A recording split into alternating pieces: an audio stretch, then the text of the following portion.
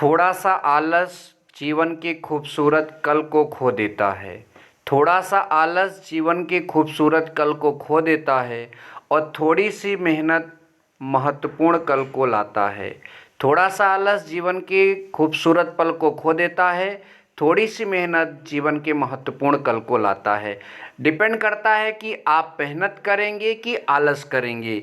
इसी प्रकार से यदि आप आलस के साथ वीडियोस को देखेंगे या फिर मेहनत नहीं करेंगे तो आपके जो इलाहाबाद यूनिवर्सिटी में पढ़ने का ख्वाब है वो अधूरा ही रह जाएगा। मेरा नाम है शिव कुमार यादव और आप सभी का स्कोप 360 चैनल पर बहुत बहुत स्वागत है। ठीक है, आज हम आपको बीएससी केमिस्ट्री का मॉडल पेपर कराने जा रहे हैं, वो भी सॉल्यूशन के साथ, और इसका ये पार्ट 2 है। तो आप बड़े ध्यान से क्वेश्चनों को देखेंगे और हमारे बताए गए आंसरों को समझेंगे और फिर इस तरह से आप लास्ट में यह भी बताएंगे कि आपको पूरे क्वेश्चन में से कितने क्वेश्चन का आंसर पता था। आलस दिखाकर बीच में वीडियो छोड़ दोगे तो ये आपको आगे दिक्कत भी देगा। मैं कुल आपको 15 मॉडल पेपर प्रोवाइड कराऊंगा अपने चैनल पर। तो आइए अब वीडियो को शुरू करते हैं। आप सबके सामने यहाँ पर पहला क्वेश्चन दिख गया है। किन दो तत्वों के नाभिकों में बराबर संख्या में न्यूट्रॉन है? तो ध्यान दीजिए, न्यूट्रॉन का मतलब संख्या ज्ञात करने के लिए हम हमेशा मतलब द्रव्यमान संख्या से प्रोटॉन की संख्या घटाते हैं। तो जो ऊपर नंबर इनमें लिखे गए हैं ये आपकी द्रव्यमान संख्या है। तो हम यहाँ पर ऑप्शन नंबर सी में पाते हैं कार्बन में, मतलब कार्बन की द्रव्यमान संख्या 12 दी गई है और परमाणु क्रमांक 6 है, तो प्रोटॉन की संख्या भी उसमें 6 होगी, तो 12 में 6 गया 6। और नाइट्रोजन का द्रव्यमान संख्या 13 है तो उसका परमाणु क्रमांक 7 होता है, तो 13 में 7 गया कितना 6। तो इन दोनों में न्यूट्रॉनों की संख्या क्या है? समान है। नंबर नेक्स्ट, निम्न अणुओं में से किसमें सहसंयोजक बंध हैं? तो देखिए, सहसंयोजक बंध ज्ञात करने के लिए आपको मैं एक तरीका बता रहा हूँ। जितने बंध मतलब कि धातुओं के बीच अधातुओं के बीच बनते हैं वो सब आपके सहसंयोजक बंध होते हैं। अब आप कहेंगे कि अधातुओं को हम याद कैसे करें, इतने अधातुएं हैं? तो बहुत ज़्यादा अधातुएं नहीं है, जितना मैं आपको बता रहा हूँ बस उतना याद कर लीजिए। ठीक है, पूरे हाइड्रोजन अधातु होते हैं जिसमें फ्लोरीन, क्लोरीन, ब्रोमीन, आयोडीन और फिर नाइट्रोजन, फास्फोरस, कार्बन। ठीक है, ध्यान दीजिए, नाइट्रोजन, फास्फोरस, कार्बन और हाइड्रोजन, यही आपके मतलब के आधातु होते हैं। यदि आपस में कहीं जुड़े हैं तो डेफिनेटली वहां सहसंयोजक बंध होगा। तो देखिए, कार्बन नाइट्रोजन यहां पर जुड़ा हुआ है इसलिए इसमें सहसंयोजक बंध होगा।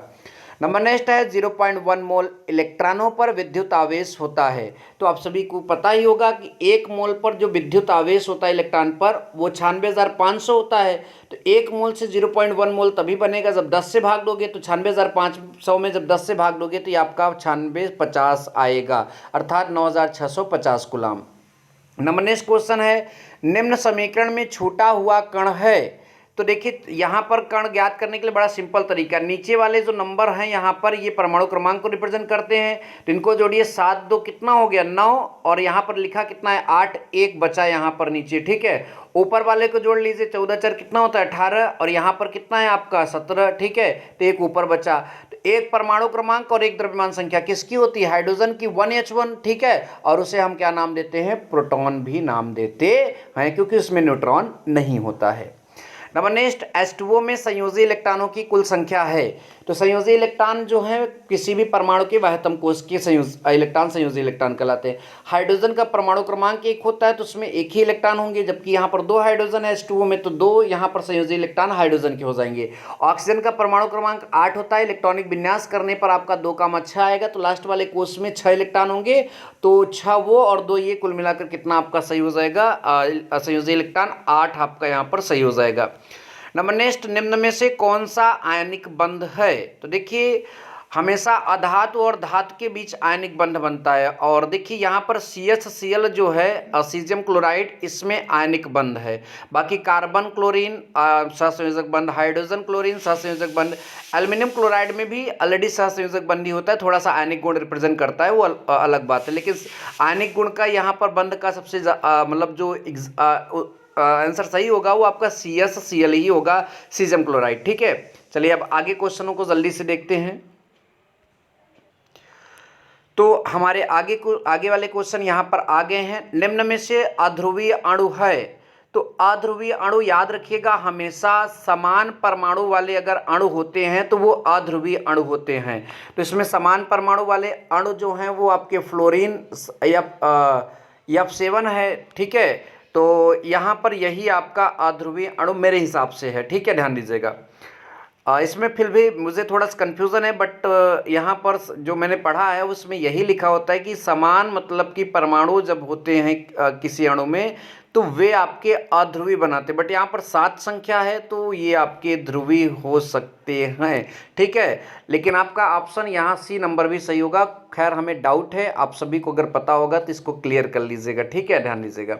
Number next P4 3NaOH plus 3H2O, तीर का निशान 3NaH2PO2 NaH2PO2, ठीक है, प्लस PS3 कहलाती है। तो ये कौन सी अपक्रिया यहाँ पर कहलाएगी ये आपको बताना है। तो ये अपक्रिया आपका असमानुपात अपक्रिया कहलाएगी। कौन सी अपक्रिया कहलाएगी? असमानुपात अपक्रिया कहलाएगी। नंबर नेक्स्ट आपका अगला क्वेश्चन जो है यहाँ पर लिखा है कि 7n इलेक्ट्रॉनिक विन्यास जो है 1s2 2s2 2p3 मतलब नाइट्रोजन का परमाणु क्रमांक 7 होता है, उसका इलेक्ट्रॉनिक विन्यास यहाँ पर दिया गया है।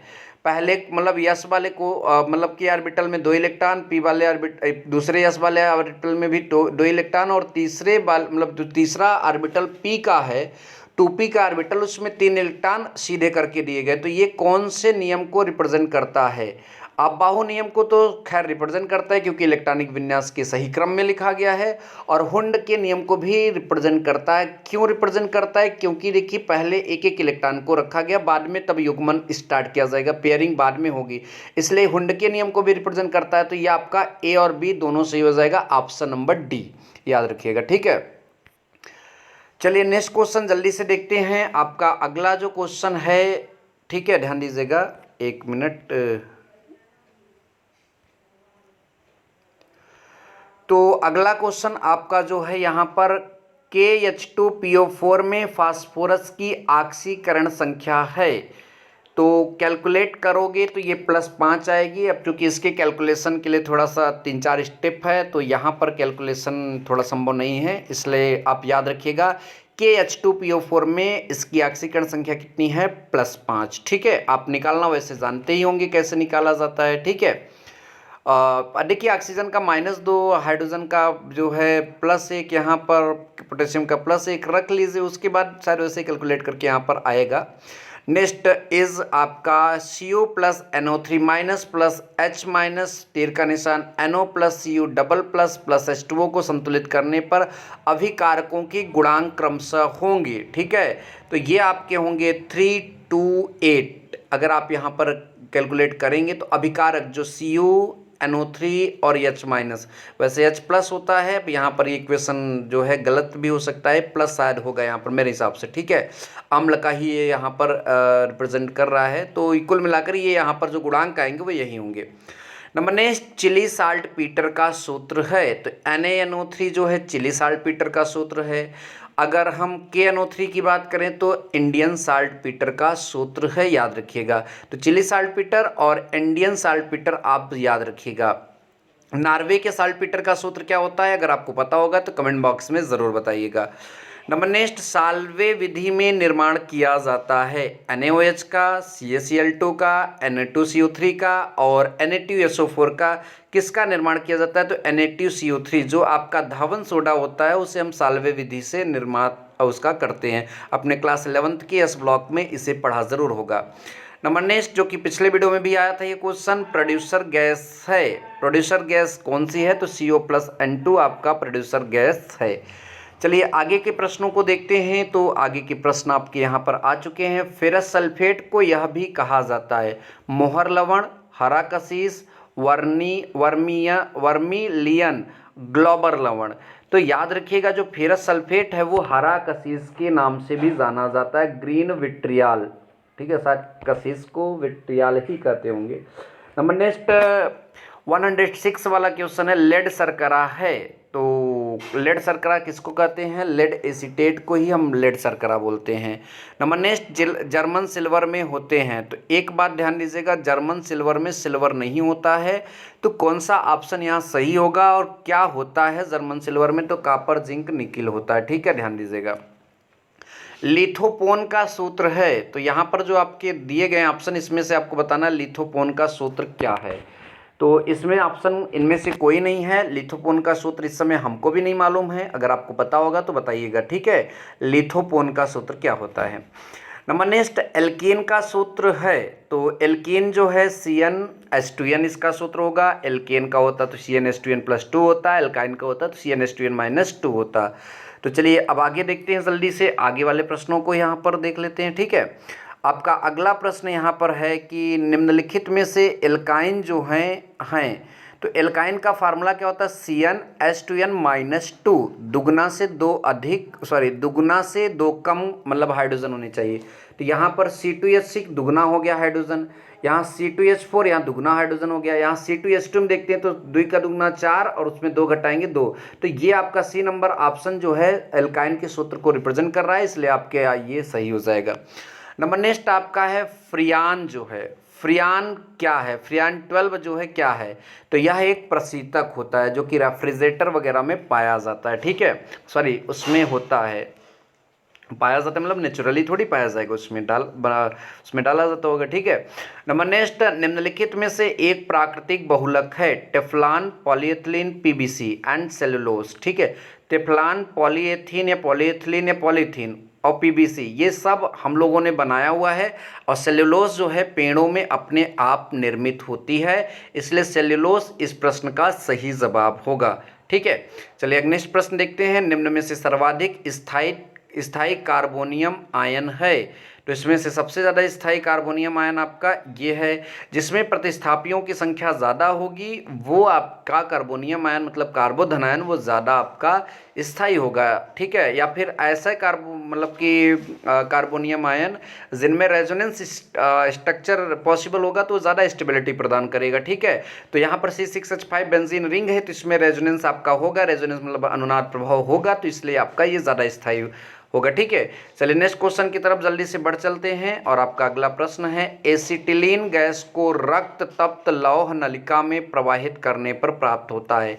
एसिटिलीन गैस को, ठीक है, तो एसिटिलीन गैस को आप अगर ऐसा करते हैं तो आपको क्या मिलता है, बेंजीन मिलता है, और यह क्रिया एसिटिलीन के लिए बहुलकीकरण के नाम से भी जानी जाती है। आप सभी लोग ध्यान दीजिएगा, ठीक है। पॉलीमराइजेशन, एथिलीन के पॉलीमराइजेशन से क्या मिलता है, बेंजीन मिलता है।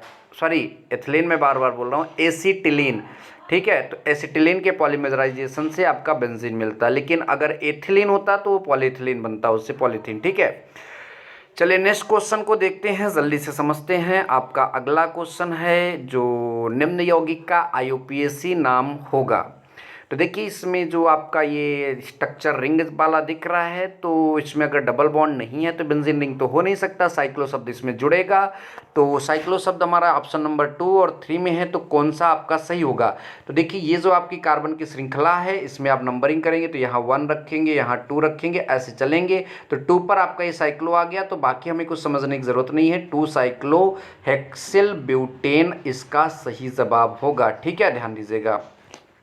2 साइक्लो हेक्सिल ब्यूटेन, ठीक है, इसका सही जवाब होगा। तो नंबर नेक्स्ट देखते हैं कि आपका अगला क्वेश्चन जो है, बेंजीन में कार्बन कार्बन कार्बन बंध कोण होता है। तो बेंजीन में कार्बन कार्बन बंध कोण की अगर हम बात करें तो ये 120 होता है, ठीक है। नंबर नेक्स्ट क्वेश्चन की अगर हम बात करें, ये जो आपको दिया गया है ये आपका क्या है, तो ये आपका एक ज्वर रोधी है।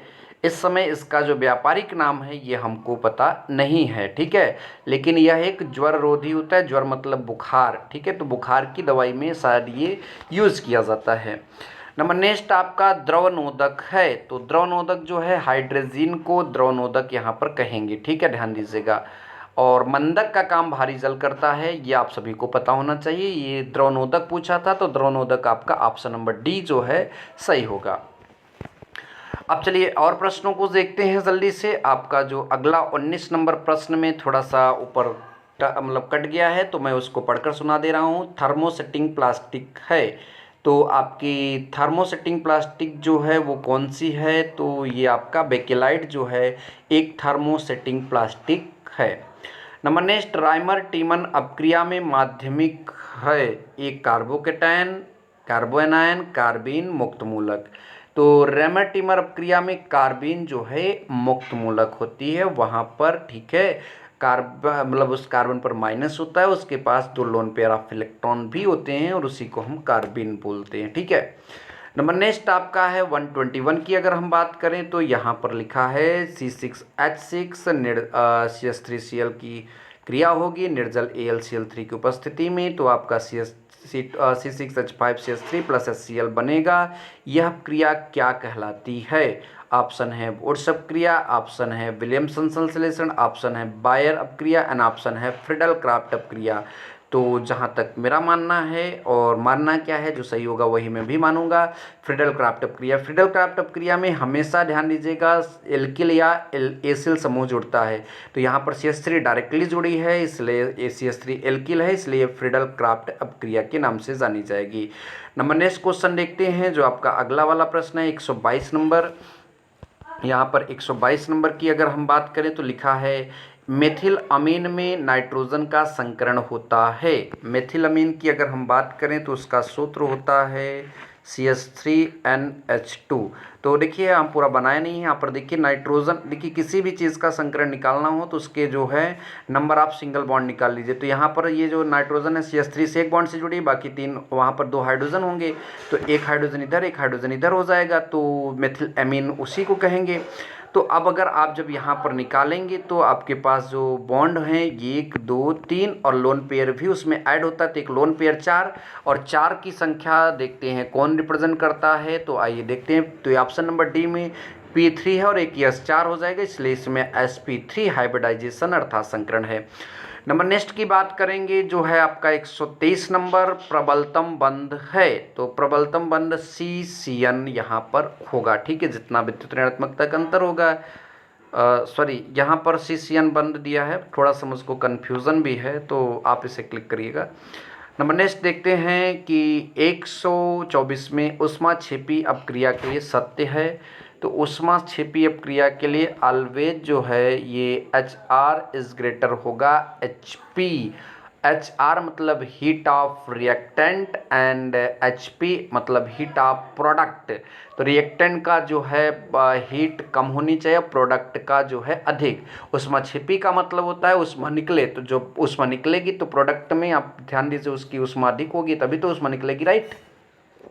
नंबर नेक्स्ट 126 का जो क्वेश्चन यहाँ पर दिया गया है, ये क्वेश्चन हमें आगे भी देखने को मिल सकता है, तो स्किप करते हैं इसको, आगे आ जाते हैं। ठीक है, तो यहाँ पर ये क्वेश्चन आपको दिख रहा है शुद्ध जल की मोलरता जो है वो मैंने याद कर लिया है 55.55। ठीक है, ये आपका मैंने पहले ही बिलियन वाले चैप्टर में पढ़ाते समय याद किया था, और मोलरता का फार्मूला होता है विलय के मोलों की संख्या बटा बिलियन का आयतन लीटर में। इस सूत्र से आप इसको निकाल सकते हैं। नंबर नेक्स्ट, अपक्रिया का वेग निर्भर नहीं करता है दाब पर, ताप पर, सांद्रण पर, उत्प्रेरक पर, तो ये आपका प्रेशर पर निर्भर नहीं करता है। नंबर नेक्स्ट आपका 127 की बात करें तो ब्रांस्टेड बेस नहीं है, तो इसमें से CO जो है ये ब्रांस्टेड बेस नहीं है। ब्रांस्टेड बेस वही होगा जो लोन पेयर को गेन कर सकता, लोन पेयर दे सकता है। ठीक है, या फिर कहिए कि लोन पेयर की बात यहाँ पर नहीं, यहाँ जो प्रोटॉन को एक्सेप्ट कर सकता है, प्रोटॉन को ग्रहण कर सकता है, वो ब्रांस्टेड मतलब बेस होगा, ब्रांस्टेड क्षार होगा। ठीक है, नंबर नेक्स्ट आपका है 1m जो है 1 मोलर H3PO3 विलयन की नार्मलता होगी, तो निकालने पर कितनी आएगी 2n। नार्मलता का फार्मूला क्या होता है, विलय के ग्राम तुल्यांकों की संख्या बटा विलयन का आयतन लीटर में, उस फार्मूले से निकालेंगे तो इतना आपका आएगा। नंबर नेक्स्ट की बात करें, शुद्ध जल का pH मान करेक्टली 7 होता है, क्योंकि ये एक न्यूट्रल होता है, इस ना अम्लीय होता है ना क्षारीय होता है। ठीक है, अम्लीय विलयन का pH मान 7 से कम, क्षारीय विलयन का pH मान 7 से अधिक, और जिसका pH मान 0 है वो काफ़ी ज़्यादा प्रबल अम्ल होगा। Last question of the video, Na का परमाणु क्रमांक 11 है, Na+ में इलेक्ट्रॉनों की संख्या कितनी होगी, तो Na+ तभी बनेगा जब उसमें से एक इलेक्ट्रॉन निकल जाएगा, तो पहले उसका परमाणु क्रमांक 11 था तो उसमें 11 इलेक्ट्रॉन थे, एक निकलने के बाद बचेंगे कितने 10। तो इस प्रश्न का ये जवाब सही होगा। अब वीडियो का कर रहे हैं अंत, आपके कितने क्वेश्चन हुए हैं सही ये कमेंट के सेक्शन में ज़रूर बताइएगा। आलस मत दिखाइए, पूरे क्वेश्चन को अटेम्प्ट करिए ताकि आप जो है इलाहाबाद यूनिवर्सिटी में +200 मार्क ज़रूर करें। ठीक है, थैंक यू सो मच, जय हिंद, वंदे मातरम।